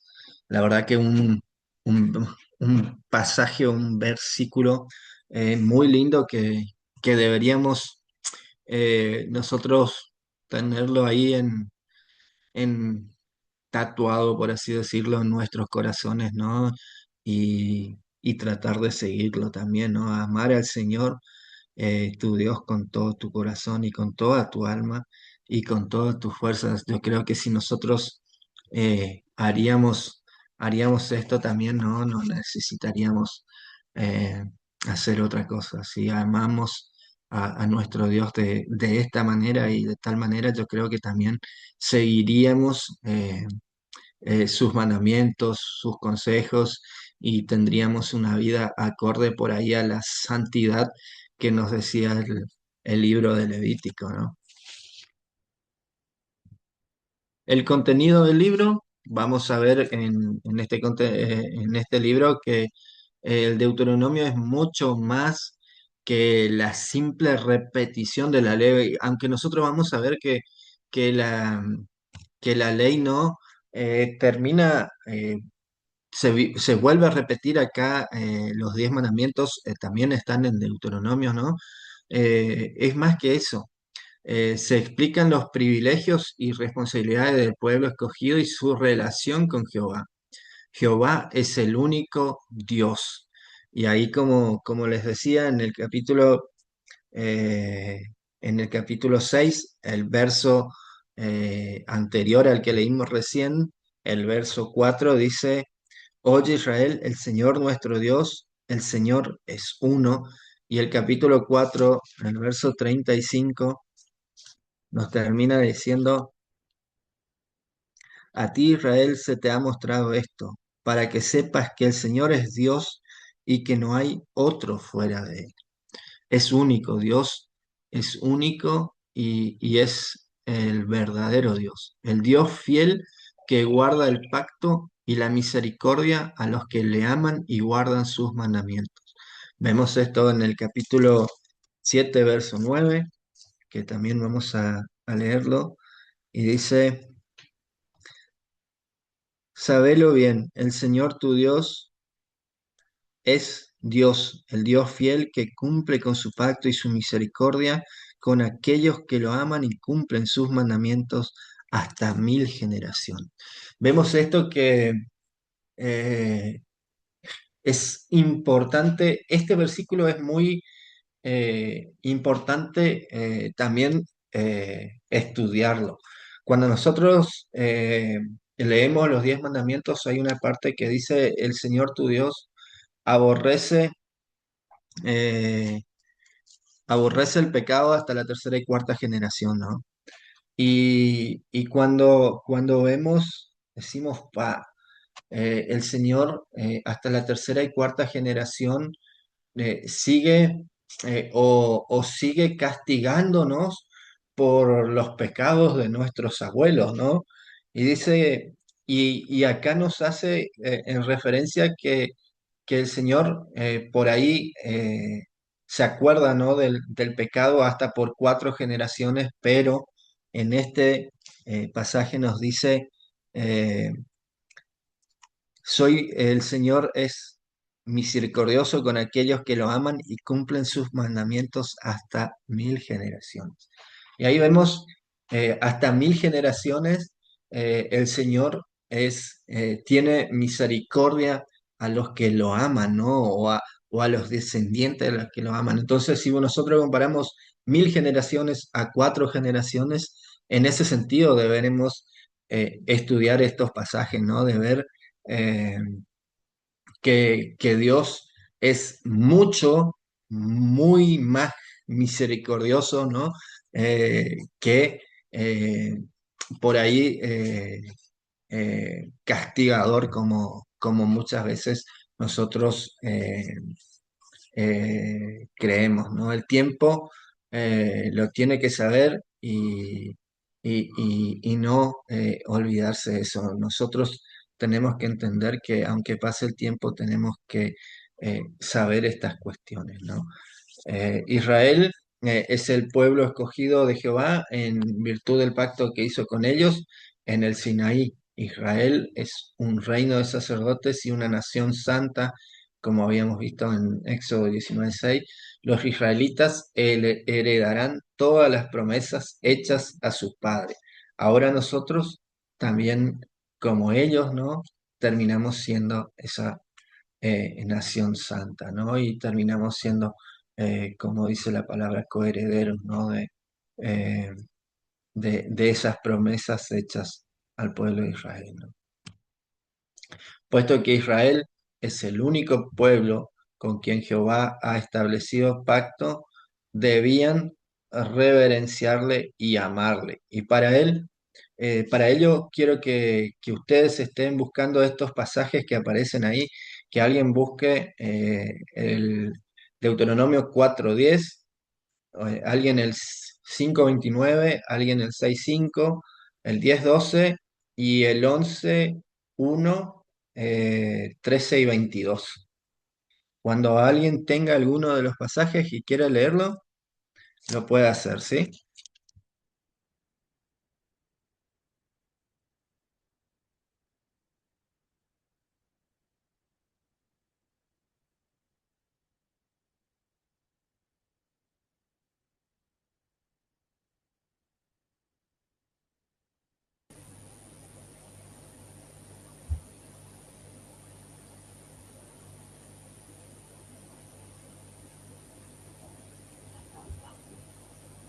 Yo tengo el 4:10, hermano. Sí, adelante. Dice, luego pondrán por encima de los candelabros y sus accesorios. Ay, perdón, estoy leyendo lo que no es. Ya, ahora sí. Jamás te olvides del día que estuviste ante el Señor tu Dios en el monte Sinaí, donde Él me dijo, convoca al pueblo para que se presente ante mí, y yo mismo lo instruiré. Entonces ellos aprenderán a temerme toda su vida y les enseñarán a sus hijos que también me teman. Amén. Muchas gracias, Audi. Si hay alguien que tiene el 5:29 o el 6:5, Yo tengo el 5:29. sí, adelante. Ojalá que me reverencien y guarden todos los días mis mandamientos, para que les vaya bien a ellos y a sus hijos para siempre. Muy bien, muchas gracias. El siguiente, el 6:5,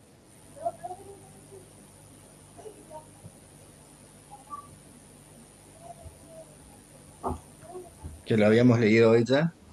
Y amarás a Jehová tu Dios de todo tu corazón, de toda tu alma y con todas tus fuerzas.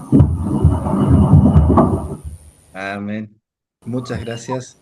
Profe, busqué el 13:22, pero el capítulo 13 tiene hasta el 18 nomás.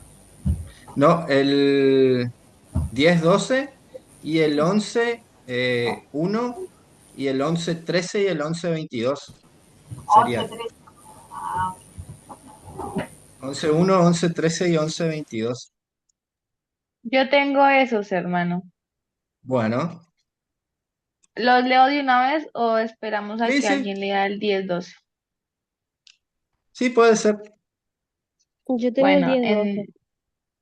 bueno, entonces que la hermana Jacqueline Bueno, lea primero el 10-12. dale. Perdón. No, está bien, está bien. Ahora pues, Israel, qué pide el Señor, tu Dios de ti? Que reverencies al Señor, tu Dios, que andes en todos sus caminos, que lo ames y sirvas de todo corazón y con toda tu alma. Amén. Ahora sí. Dice el versículo 1: Ama al Señor tu Dios y obedece siempre sus requisitos, decretos, ordenanzas y mandatos. El verso 13 dice: Si obedeces cuidadosamente los mandatos que te entrego hoy, y si amas al Señor tu Dios y lo sirves con todo tu corazón y toda tu alma, hasta ahí llega el 13. ¿Leo el 14 también? Sí. No, el 22. Ok. El 22 dice: Asegúrate de obedecer todos los mandatos que te entrego. Demuéstrale amor al Señor tu Dios andando en sus caminos y aferrándote a Él. Amén. Gracias. Vemos que, que lo que quería Dios era que el pueblo lo reverencie y que lo ame.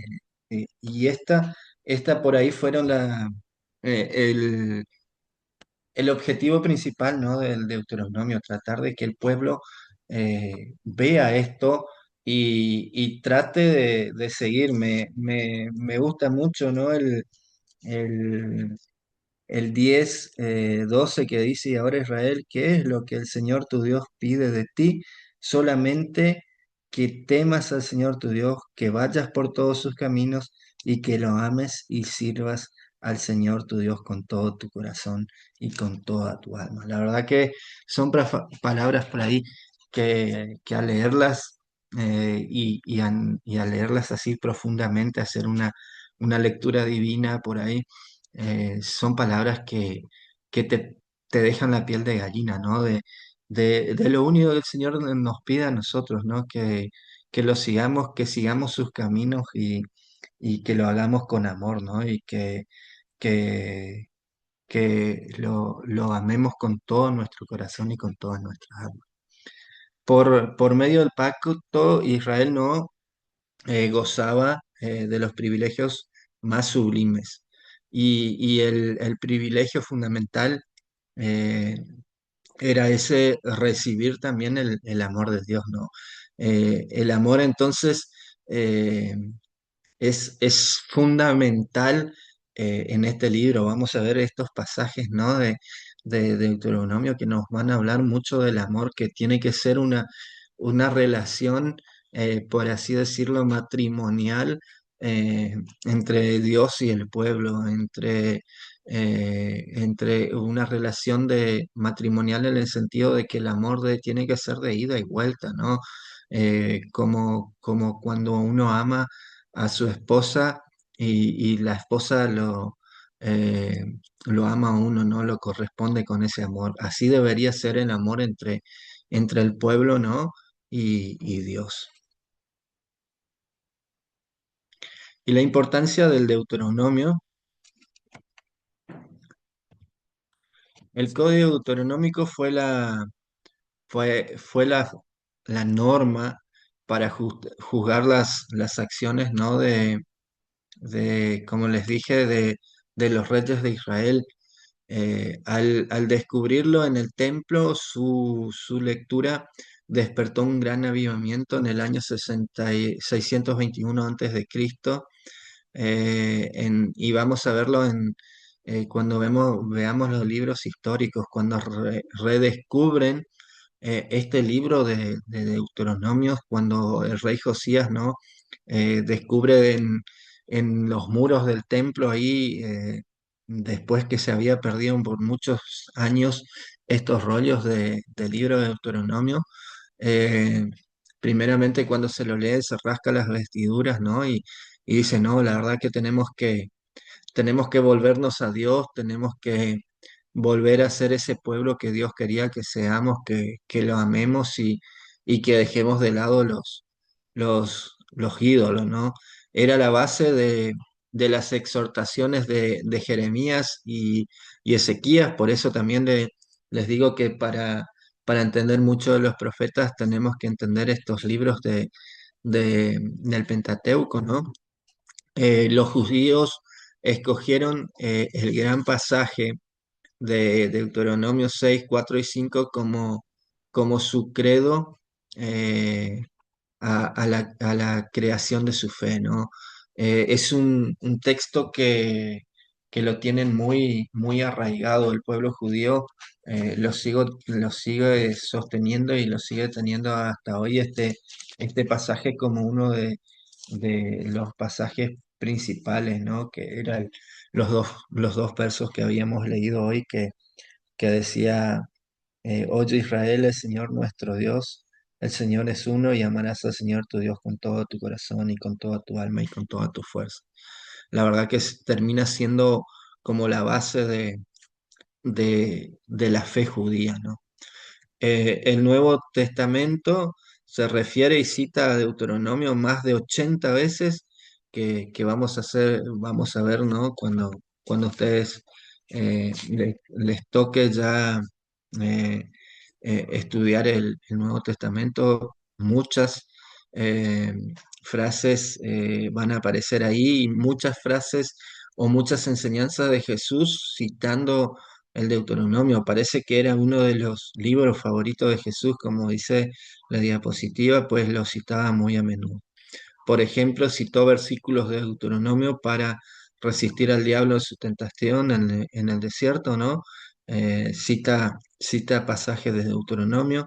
También la profecía acerca del profeta que sería como Moisés, ¿no? En el capítulo 18, 15 y 19, preparó el camino para la venida de Jesucristo. Entonces, aquí en esto principalmente, ¿no? Radica la gran importancia que tiene para el pueblo judío principalmente y para nosotros también hoy en día ese libro, ¿no? Y vamos a ver el bosquejo para ir terminando. La primer parte del capítulo 1 al 4:43 nos recuerda revisión de la historia de las peregrinaciones, ¿no? Revisión de los fracasos de Israel, el capítulo 1. Capítulo 2 y 3 nos muestran las victorias y reparto del territorio al este del Jordán.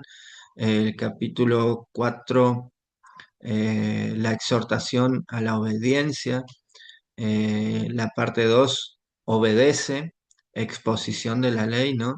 Los 10 mandamientos y su aplicación, las leyes tocantes del culto y a la vida santa, y las leyes de justicia y de humanidad, ¿no? Y la tercera parte, vamos a ver del 27 al 34, presta atención, profecías sobre el futuro de Israel, bendiciones y maldiciones, que era lo que habíamos visto un poquito ahí por arriba, ¿no? Y los días finales de Moisés. Entonces se divide en estas tres partes. Primero, recuerda; segundo, obedece; y tercero, presta atención. Primero, recuerda tu pasado, recuerda por lo que pasaste, recuerda por lo que pasaron tus padres para estar hoy acá. Obedece, hazle caso al Señor, hazle caso a los mandamientos que Él nos dio y presta atención a lo que está por venir. No caigas en el pecado, no caigas en la idolatría, no caigas en las manos de los otros pueblos. Entonces, eh, podría dividirse, ¿no es cierto?, el Deuteronomio en estas tres frases o en estas tres palabras, ¿no? Recuerda, obedece y presta atención.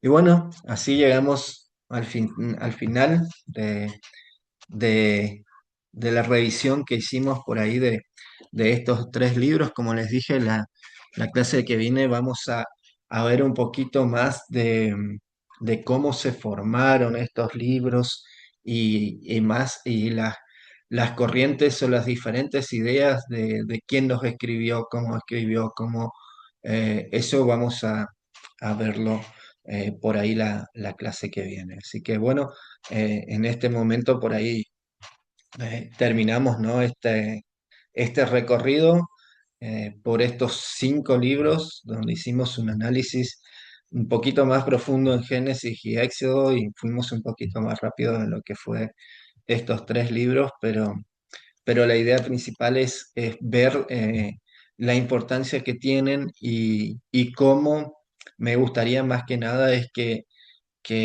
sepan cómo leerlos a la luz del escritor sagrado, ¿no? Que no los lean eh, como, como simples historias, sino que traten de ver el trasfondo de cada una de estas historias, de cada una de estas leyes, y siempre preguntándose del por qué el autor sagrado no quería demostrarnos esto, quería que, que nosotros o que el pueblo en realidad en su momento, porque seguramente no lo escribió pensando en nosotros más que nada, sino que lo escribió para que el pueblo lo entienda y nosotros hoy para entenderlo, ¿no?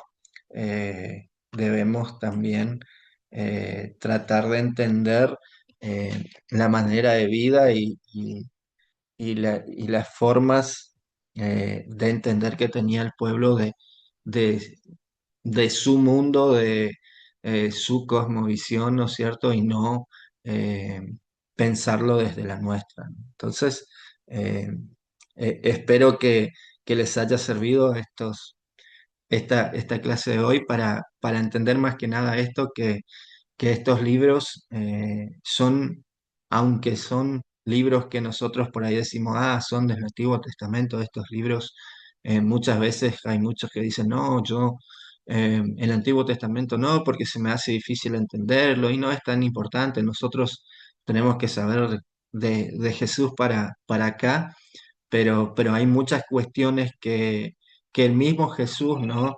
nos trataba de explicar desde su óptica de estos libros, ¿no? Nos trataba de enseñar y nos decía que hay cuestiones que nosotros tenemos que seguir obedeciendo, ¿no?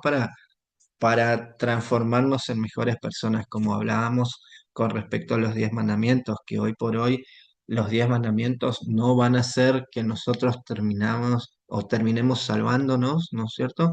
Sino que son una consecuencia, obedecer los 10 mandamientos terminan siendo una consecuencia de aceptar a Jesús en nuestro corazón.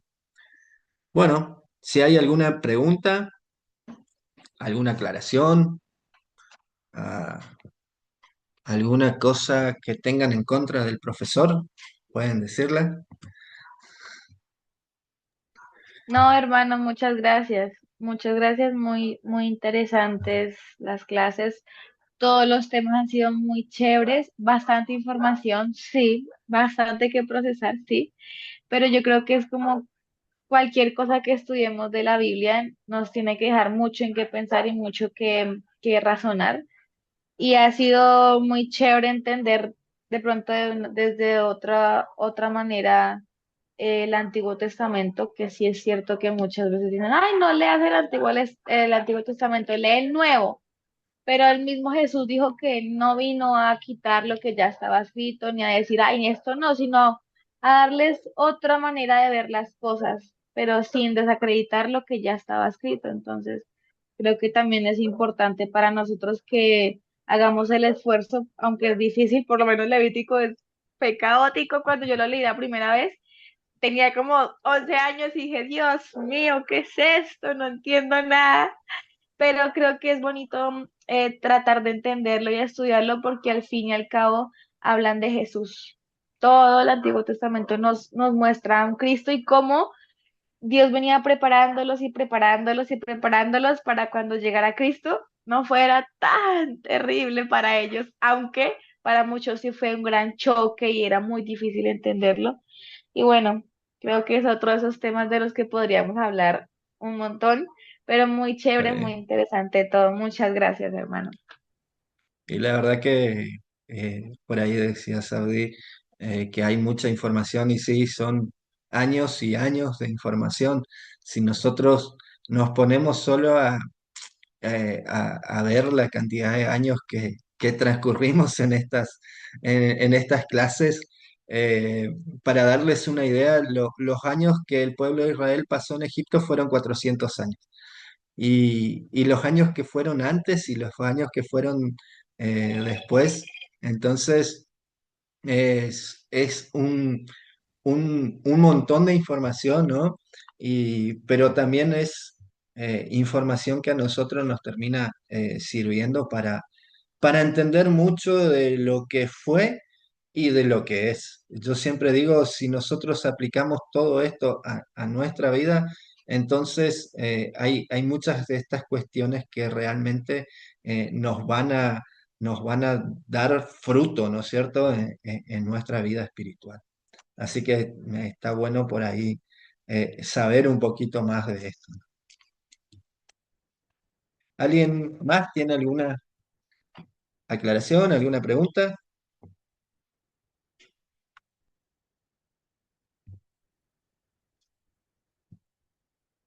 Bueno, antes de irme, por ahí quería mostrarles nomás eh, desde dónde nació mi amor por estas historias.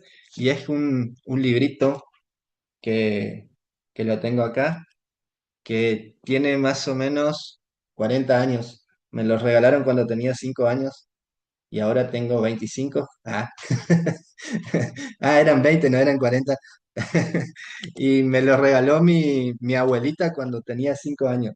y son todas las historias del Antiguo Testamento y la verdad que desde ese momento creo que al leerlas me intrigaron muchas y me encantaron y gracias a Dios tuve la oportunidad después de ir profundizando y profundizar verdaderamente cuando fui alumno del seminario y llegar a analizarla de esta manera, las historias hoy por hoy me gratifican y la verdad que me gusta mucho hablar por ahí a veces. Por eso me voy un poco por las ramas y empiezo a hablar un poquito de esas historias, pero la verdad que es algo que me gustaría transmitirle a ustedes también es un poco de esa pasión de que tomen un poco esas ganas, ¿no? De aprender, de leer el Antiguo Testamento y eh, y especialmente, ¿no es cierto?, estos primeros libros de la Biblia que son la base en realidad de nuestra fe. Así que les agradezco. Por ahí les pido disculpas a veces cuando me pongo a predicar o me voy por las ramas, pero lo hago porque realmente me apasiona mucho esta parte de la literatura bíblica. Así que gracias por estar, gracias por participar. Y bueno, vamos terminando así la clase de hoy y, y vamos a estar